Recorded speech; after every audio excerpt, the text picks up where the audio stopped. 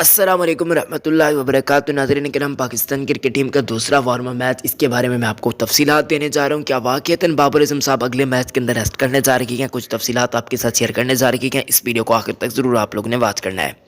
दोस्तों, अगर हम बातचीत करते हैं सबसे पहले लाइव की, तो आपको बताते चलें WCUP23.com एक वेबसाइट, आप उसको जाकर विजिट कर सकते हैं। आपके सामने भी शो हो रही है, आप इसको देखकर गूगल में लिखेंगे तो सिंपल से आपका लाइव चल जाएगा। दोस्तों, अगर हम बातचीत करते हैं पाकिस्तान टीम में तब्दीलियों की, तो बाबर आजम साहब अगले मैच के अंदर रेस्ट कर सकते हैं। ऐसा कुछ कहा जा रहा है कि मोहम्मद रिजवान या फिर शादाब खान में से कोई एक कप्तानी संभाल सकता है, लेकिन अभी तक कन्फर्मेशन सामने नहीं आ रही।